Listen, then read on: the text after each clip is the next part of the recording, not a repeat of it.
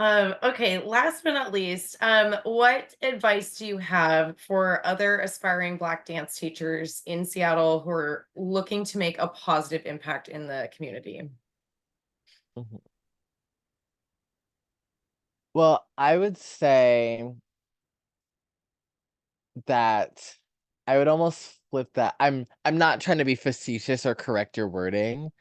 Um, I would say instead of aspiring Black dance teachers, aspiring, um, I would switch aspiring and Black to like Black aspiring dance teachers instead of aspiring Black dance teachers. Can, can you explain that for me?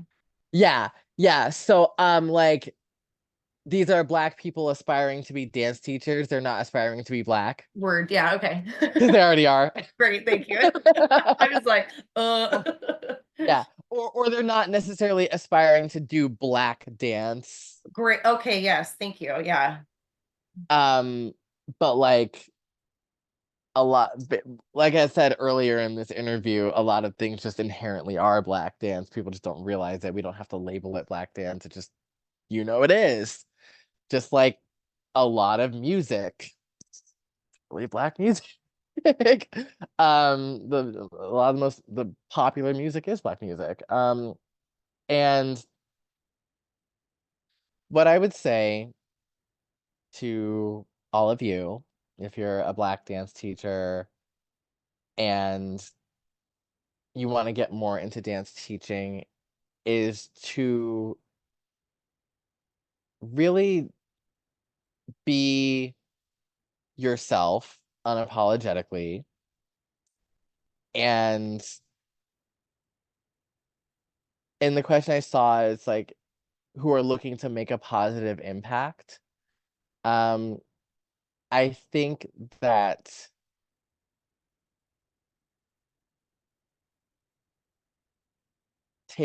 for me, taking the pressure off rather than putting it on. Um, I think about Misty Copeland and I think about her debut in American Ballet Theater's Firebird. And she talks about it extensively a lot in her bio and several interviews about, and it's widely known that she has a metal plate in her shin. Bless you. Um, it's widely known about her stress fractures that she had been dancing on, and she did her whole debut in Firebird, and she didn't tell people that she had an injury until after her debut, and it was really, really bad. She didn't really realize how bad it was until after she said something, and all of the pressure that was put on her and that she put on herself to represent Black people, and it was a big deal. It was the most amount of Black people that had ever been in the audience in American Ballet Theater ever, and to see her, and I think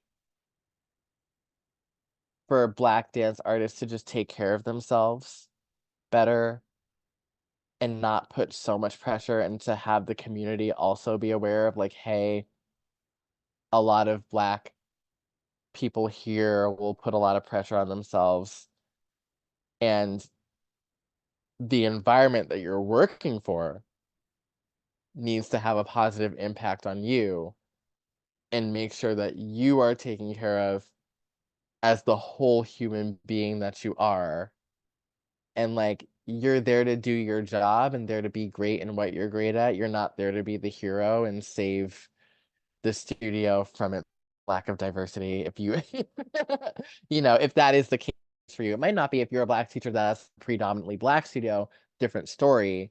um it's that too is important. I think in that regard, though, I do want to specifically say that for all Black people to remember, Blackness is not monolithic. And even in some, because I went to a Black dance studio, and I think that for us to remember that Blackness is not monolithic, and to always don't shame any yourself or anybody for just not falling into the stereotype of whatever we want strong blackness to look like, or black excellence to look like, because it could look like so many different things.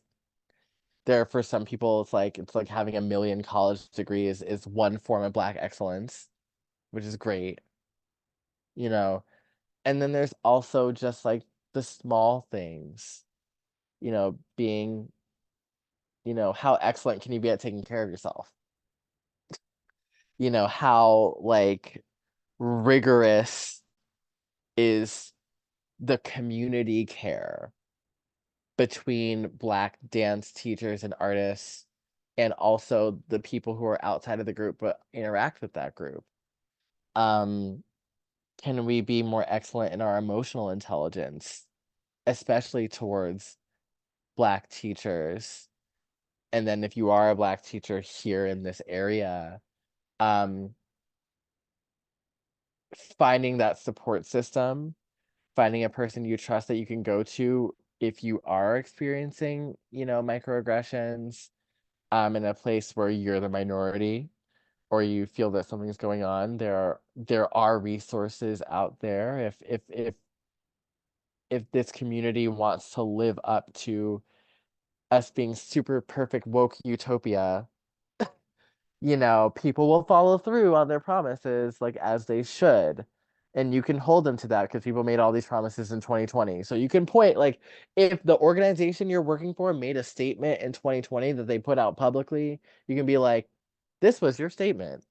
Like, I had to do that. I had to do that. It wasn't like a dance teacher situation, but as a dancer, like, I did that. Um, and that call to action, like, well, you did say I did, I did that for Khambatta Dance Company. I did that when I was like, when there was an instance where I was experiencing racism on tour. And I felt like the response that I got was like, it wasn't enough. It really wasn't enough. It wasn't totally dismissive, but it was just a little dismissive. And like, it's like, you said that you were going to uplift melanated voices. You asked everyone to give you this input as to what our statement should be in 2020. I didn't ask you to make a statement, but you wanted my advice on your statement because I'm Black. This is what you said. This is what you promised. And you also made me like the poster child for your company. You know, like,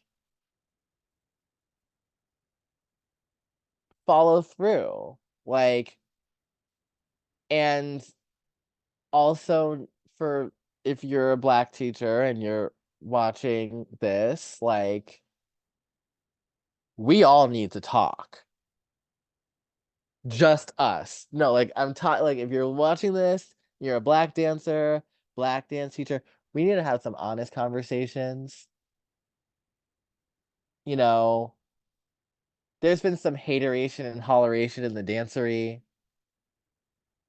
There's a lot of love, but we need to stop avoiding the hard conversations. And so that will make things better. Um, sometimes you have to go through the fire. But yeah, it's lots of conversations that need to be had. But then we also just need to realize that, like, humanize yourself. Humanize yourself to yourself. you know, Starting from that place.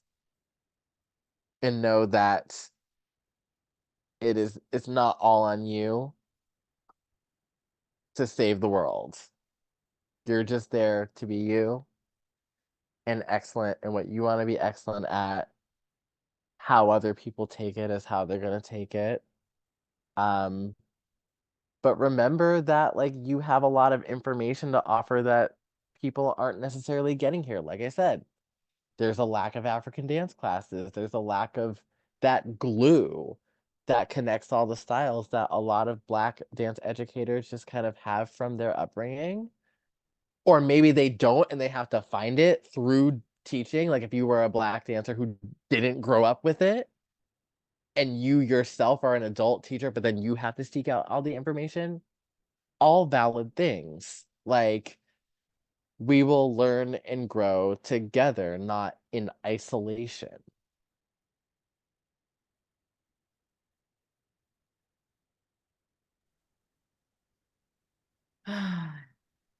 Thank you so much. I really appreciate it.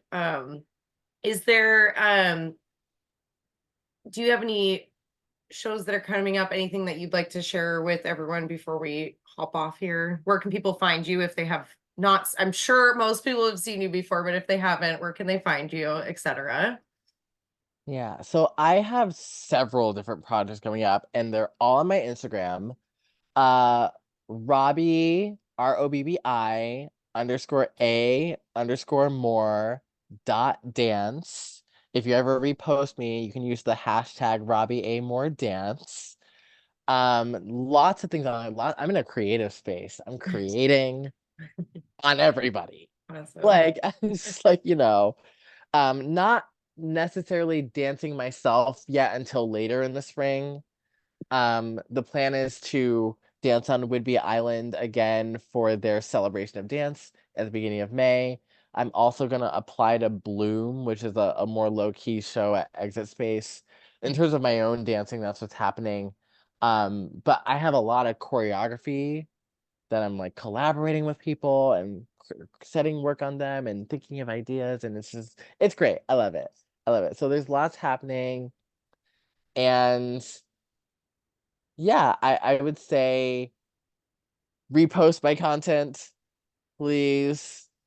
Like if you haven't already, it brings more, like more is better when it comes to Instagram stories, I've learned.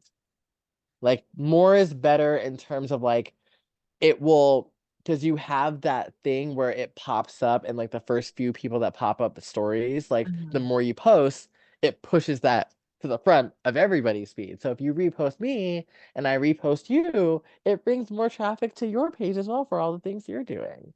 So Very reciprocal. Yeah. yes, Mhm. win-win. Yeah, exactly. Awesome. Well, thank you so much for joining us. Thank you for sharing. I like really truly appreciate it. I think this is going to be very useful for everybody. Yeah. Thank you. All right, bye Thank everyone. you. Bye.